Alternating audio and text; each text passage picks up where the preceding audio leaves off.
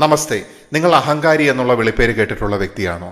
അഹങ്കാരം അല്ലെങ്കിൽ അഹങ്കാരിയുടെ പതനം വളരെ ദയനീയമായിരിക്കും. അല്ലെങ്കിൽ അഹങ്കാരം എന്ന് പറയുന്ന വാക്കിനെ ഭയങ്കര നെഗറ്റീവായിട്ടും അല്ലെങ്കിൽ അഹങ്കാരം വന്നു കഴിഞ്ഞാൽ എല്ലാം നശിച്ചു പോകുമെന്നൊക്കെയാണ് നമ്മൾ പറഞ്ഞു കേട്ടിട്ടുള്ളത്.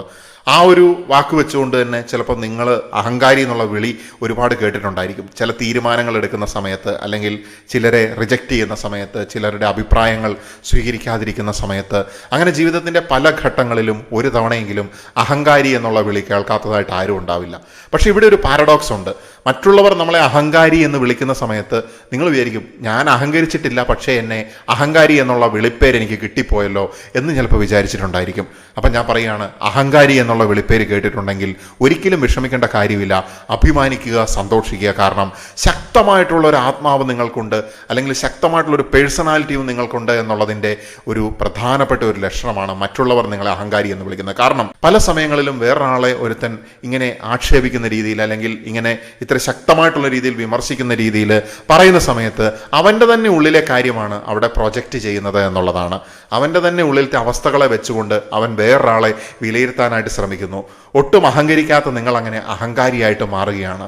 പക്ഷേ പല സമയത്തും സ്ട്രോങ് ആയിട്ടുള്ള വ്യക്തിത്വങ്ങളെ അഹങ്കാരികളെന്ന് തെറ്റിദ്ധരിക്കാനുള്ള സാധ്യതയുണ്ട്. അപ്പോൾ ഈ പറയുന്ന പ്രത്യേകതകൾ നിങ്ങളെ ഒരു അഹങ്കാരിയാക്കിയിട്ട് മാറ്റിയിട്ടുണ്ടെങ്കിൽ സന്തോഷിക്കുക എന്നുള്ളതാണ് ഞാൻ പറയുന്നത്. നമുക്ക് ഇതിൻ്റെ മറ്റു കാര്യങ്ങളിലേക്ക് കടക്കാം. പ്രധാനമായിട്ടും ശക്തരായിട്ടുള്ള വ്യക്തിത്വങ്ങൾ, ശക്തരായിട്ടുള്ള ആത്മാക്കൾ, സ്ട്രോങ് സോൾസ്, നമുക്ക് ആത്മാക്കൾ എന്ന് തന്നെ പറയാം. കാരണം എനിക്ക് വ്യക്തിത്വം എന്നുള്ള വാക്ക് ലിമിറ്റഡ് ആണ്. എന്നെ സംബന്ധിച്ചിടത്തോളം മൈൻഡ് എന്നുള്ള വാക്ക് ലിമിറ്റഡ് ആണ്.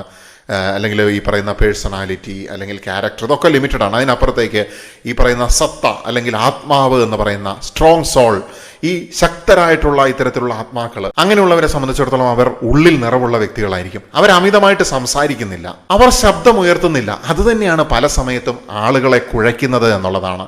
കാരണം ഒരാൾ എന്തെങ്കിലും പറഞ്ഞു കഴിഞ്ഞാലോ അയാൾ പല കാര്യത്തിനും റിയാക്ട് ചെയ്യുന്നത് വെച്ച് നോക്കിയിട്ടുണ്ടെങ്കിൽ മാത്രമേ അയാളെ പലർക്കും വിലയിരുത്താനായിട്ട് സാധിക്കുന്നുള്ളൂ. അയാൾ പറയുന്ന എന്തെങ്കിലും ഫ്ലോപ്പ് ഉണ്ടെങ്കിൽ അതിനെ ഡിറ്റക്ട് ചെയ്യാനായിട്ട് സാധിക്കുന്നുള്ളൂ. പക്ഷേ സൈലൻ്റ് ആയിട്ടിരിക്കുന്ന വ്യക്തികൾ എപ്പോഴും അഹങ്കാരിയാണെന്നൊക്കെ ആ ഒരു പേര് കേട്ടിട്ടുണ്ടെങ്കിലും പക്ഷേ ഈ പറയുന്ന ആളുകൾക്ക് പോലും കൃത്യമായിട്ട് അവരെ പിക്ചർ ചെയ്യാനായിട്ട് സാധിച്ചിട്ടില്ല എന്നുള്ളതാണ്. അവരുടെ സ്ട്രെങ്തും വീക്ക്നെസ്സും ഒന്നും തിരിച്ചറിയാനായിട്ട് സാധിച്ചിട്ടില്ല എന്നുള്ളതാണ്. അതുകൊണ്ട് തന്നെ ഇത്തരത്തിലുള്ള വ്യക്തികളെ വീഴ്ത്തുക എന്നുള്ളത് അത്ര എളുപ്പമുള്ള കാര്യമല്ല. സ്ട്രോങ് സോൾസിനെ സംബന്ധിച്ചിടത്തോളം അവരെ എക്സ്പ്ലെയിൻ ചെയ്യുന്നില്ല, അവർ ഒന്നും പ്രൂവ് ചെയ്യാനായിട്ട് നിൽക്കുന്നുമില്ല. ശബ്ദമില്ലാത്തതായിട്ടുള്ള ആത്മവിശ്വാസം ബലഹീനരായിട്ടുള്ള വ്യക്തികളെ സംബന്ധിച്ചിടത്തോളം അഹങ്കാരമായിട്ട് തോന്നുമെന്നുള്ളതാണ്. അതുകൊണ്ടാണ് അവർ നിങ്ങളെ അഹങ്കാരി എന്ന് വിളിക്കുന്നത്. നിശബ്ദരായിട്ടുള്ള വ്യക്തികളെ സംബന്ധിച്ചിടത്തോളം നിങ്ങൾ എന്തെങ്കിലും ഒരു ആർഗ്യുമെൻ്റ് സമയത്ത് നിശബ്ദമായിട്ട് നിൽക്കുന്ന സമയത്ത് നിങ്ങളവിടെ സംസാരിക്കേണ്ട കാര്യമില്ല എന്ന് നിങ്ങൾക്ക് വ്യക്തമായിട്ട് അറിയാം. നിങ്ങളവിടെ എന്തെങ്കിലും ഫ്ലോപ്പ് പറയുക എന്നുള്ളത് നിങ്ങളുടെ ഓപ്പോസിറ്റ് നിൽക്കുന്ന ഈഗോയിസ്റ്റിക് ആയിട്ടുള്ള വ്യക്തിയെ സംബന്ധിച്ചിടത്തോളം അയാളുടെ ആവശ്യമായിരിക്കും. പക്ഷെ നിങ്ങൾ സൈലൻ്റ് ആയിട്ട് നിൽക്കുമ്പോൾ അയാളുടെ ഈഗോ ഭയങ്കരമായിട്ട് ഇൻഫ്ലെയിം ചെയ്യുകയും അയാൾ നിങ്ങളെ വീണ്ടും അഹങ്കാരി എന്ന് വിളിക്കുകയും ചെയ്യും. അതുകൊണ്ട് ഞാൻ പറയുകയാണ്, ഇങ്ങനെയുള്ള ആളുകൾ നിങ്ങളെ അഹങ്കാരി എന്ന് വിളിച്ചുകൊള്ളട്ടെ, അതൊരു ബഹുമതിയായിട്ട് കണക്കിലെടുക്കുക. വിഷമിക്കേണ്ട യാതൊരു കാര്യവുമില്ല. കാരണം നിങ്ങൾ യഥാർത്ഥത്തിൽ അങ്ങനെയല്ല.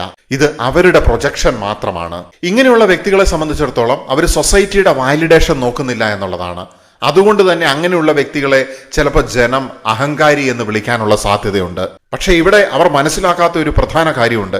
ഇത്തരത്തിലുള്ള അപ്രൂവൽ അല്ലെങ്കിൽ വാലിഡേഷൻ വേണ്ടാത്തവനെ സംബന്ധിച്ചിടത്തോളം അവൻ്റെ ഉള്ളിൽ ഒരു കംപ്ലീഷൻ ഉണ്ട് എന്നുള്ളതാണ്. അപ്രൂവൽ ആവശ്യമില്ലാത്തത് ഈഗോയല്ല, അതൊരു തരത്തിലുള്ള ഇന്നർ കംപ്ലീഷൻ തന്നെയാണ്. ഈ സ്ട്രോങ് സോൾസിനെ സംബന്ധിച്ചിടത്തോളം അവർക്ക് കൃത്യമായിട്ടുള്ള ബൗണ്ടറി ഉണ്ടായിരിക്കുമെന്നുള്ളതാണ്. നിങ്ങൾക്ക് കൃത്യമായിട്ടുള്ള ക്ലിയർ കട്ടായിട്ടുള്ള ബൗണ്ടറി ഉണ്ടാകുന്ന സമയത്ത് ആരെ എത്ര അടുപ്പിക്കണം, അല്ലെങ്കിൽ ഞാൻ ഇന്ന മേഖലകളിൽ എങ്ങനെ പെരുമാറണമെന്നുള്ള ഒരു ധാരണയുണ്ടെങ്കിൽ അത് നമ്മുടെ കർമ്മത്തിലേക്ക് കോൺട്രിബ്യൂട്ട് ചെയ്യുന്ന ഒരു കാര്യം തന്നെയാണ്. കാരണം നമ്മൾ അതിൻ്റെ റിസൾട്ട് നോക്കിയിട്ടല്ല, മറിച്ച് നമ്മുടെ കർമ്മം, അതാണ് നമ്മൾ ഫോക്കസ് ചെയ്യുന്ന ഒരു കാര്യം എന്ന് പറയുന്നത്. അപ്പോൾ നമ്മൾ ഈ ആക്ഷൻ നടത്തുന്ന സമയത്ത് പല ആളുകളും ഈ ബൗണ്ടറി കാണുമ്പോൾ പറയും, ഓ അയാൾ വളരെ റിജിഡ് ആയിട്ടുള്ള വ്യക്തിയാണ്.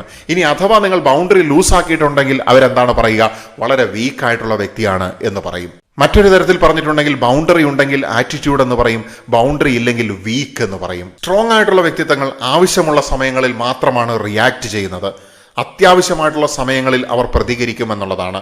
എന്നാൽ അനാവശ്യമായിട്ടുള്ള കാര്യങ്ങളിൽ ഒന്നും തന്നെ അവർ റിയാക്ട് ചെയ്യുകയില്ല എന്നുള്ളതാണ്. കാരണം അവർ ഒബ്സർവ് ചെയ്യുകയാണ്. അവരെ സംബന്ധിച്ചിടത്തോളം അവർ ഇമോഷണൽ ഡ്രാമയിലേക്ക് ചാടി വീഴുന്നില്ല. ഇമോഷണൽ ഡ്രാമ എപ്പോഴും നടത്തുന്നത് വീക്കായിട്ടുള്ള സോളുകളാണ്. ഞാൻ പറയുകയാണ്, റിയാക്ഷൻ ഇല്ലാത്തവൻ കോൾഡ് അല്ല, അവൻ കോൺഷ്യസ് ആണ് എന്നുള്ളതാണ്, അവൻ നിരീക്ഷിക്കുകയാണ് എന്നുള്ളതാണ്. അതുകൊണ്ട് നിങ്ങൾ ശ്രദ്ധിച്ചിട്ടുണ്ടെങ്കിൽ മനസ്സിലാകും, ഏറ്റവും സൈലൻസിലിരിക്കുന്നവനായിരിക്കും ഏറ്റവും ബെസ്റ്റായിട്ടുള്ള നിരീക്ഷകൻ എന്ന് പറയുന്നത്. ഒരുപാട് ഒച്ചയും ബഹളവും ഇട്ട് നടക്കുന്ന വ്യക്തികൾ ഒരു ചെറിയ തിരിച്ചടി വരുന്ന സമയത്ത് തന്നെ ചിലപ്പോൾ കരഞ്ഞു പോകുന്നത് നമുക്ക് കാണാനായിട്ട് സാധിക്കും. പക്ഷേ നിരീക്ഷിച്ചുകൊണ്ടിരിക്കുന്നവൻ ഒന്നും കുലുങ്ങാതെ ഇരിക്കും എന്നുള്ളതാണ്. ഇത്തരത്തിലുള്ള സ്ട്രോങ് സോൾസിനെ സംബന്ധിച്ചിടത്തോളം അവരെ സംബന്ധിച്ച് കോമ്പറ്റീഷൻ ഇല്ല എന്നുള്ളതാണ്. അവരെ സംബന്ധിച്ചിടത്തോളം ഇൻസെക്യൂരിറ്റി ഇല്ല. അവർ നിറവിലാണുള്ളത്, അവർ കമ്പയർ ചെയ്യുന്നുമില്ല. അവനെയും മറ്റുള്ളവരെയും കമ്പയർ ചെയ്യാത്തവനെ ചിലപ്പോൾ സൊസൈറ്റി അഹങ്കാരി എന്ന് വിളിച്ചേക്കാം. കാരണം കമ്പാരിസണിലാണ് ഈഗോ ജീവിക്കുന്നത് എന്നുള്ളതാണ്. ഈഗോയ്ക്ക് വേണ്ട ഫ്യുവലാണ് നിങ്ങളെയും മറ്റുള്ളവരെയും കമ്പയർ ചെയ്തുകൊണ്ടിരിക്കുന്ന ആ അവസ്ഥ എന്ന് പറയുന്നത്. ഞാൻ പറയുന്നു, ഈഗോ എന്ന് പറയുന്ന ആ ഒരു ബലൂണിന്റെ കാറ്റഴിച്ചു വിടുന്ന സമയത്ത് നമുക്ക് യഥാർത്ഥത്തിലുള്ള നമ്മുടെ സ്വത്വത്തിനെ കണ്ടെത്താനായിട്ട് സാധിക്കുകയാണ്. ഈഗോ എന്ന് പറയുമ്പോൾ എപ്പോഴും അതൊരു വീർപ്പുമുട്ടൽ തന്നെയാണ്. ഈഗോ ഉള്ളവർക്ക് എല്ലാം നിയന്ത്രിക്കണം, അവർക്ക് എല്ലാത്തിൻ്റെ മേളിലും കൺട്രോൾ വേണമെന്നുള്ള ചിന്ത അവരെ ഫ്രസ്ട്രേറ്റഡ് ആയിട്ടുള്ള വ്യക്തിത്വങ്ങളായിട്ട് മാറ്റുകയാണ്. വീക്കറായിട്ടുള്ള സോൾസിൻ്റെ ഒരു പ്രത്യേകതയാണിത്. അപ്പോൾ ഞാൻ പറയുകയാണ്, ഈ കാരണങ്ങൾ കൊണ്ടൊക്കെയാണ് നിങ്ങൾ അഹങ്കാരി എന്നുള്ള വിളി കേട്ടത് എന്നുള്ളത് ഇപ്പം മനസ്സിലാക്കുക. നിങ്ങൾ യഥാർത്ഥത്തിൽ അഹങ്കാരിയല്ല, നിങ്ങൾ സെൽഫ് കണ്ടെയ്ൻഡ് ആണ്, അല്ലെങ്കിൽ നിങ്ങൾ ഉള്ളിൽ നിറവുള്ളതായിട്ടുള്ള വ്യക്തിയാണ്. അതുകൊണ്ട് തന്നെ നിങ്ങൾക്ക് നിങ്ങളുടെ കർമ്മത്തിൽ ഫോക്കസ് ചെയ്തുകൊണ്ട് കൃത്യമായിട്ട് മുന്നോട്ട് പോകാനായിട്ട് സാധിക്കും. മറ്റുള്ളവരുടെ ജൽപ്പനങ്ങളല്ല, നിങ്ങളുടെ ഉള്ളിൽ നിന്നുള്ള നിങ്ങളുടെ ആത്മാവിൻ്റെ അല്ലെങ്കിൽ നിങ്ങളുടെ അന്തർജ്ഞാനം അല്ലെങ്കിൽ ഇൻറ്റ്യൂഷനാണ് പ്രധാനപ്പെട്ട കാര്യമെന്ന് മനസ്സിലാക്കിക്കൊണ്ട് ജീവിതത്തിൽ വിജയിക്കുവാനായിട്ട് മുന്നോട്ട് പോകാനായിട്ട് സാധിക്കട്ടെ. തൽക്കാലത്തേക്ക് നിർത്തുന്നു. നമസ്തേ.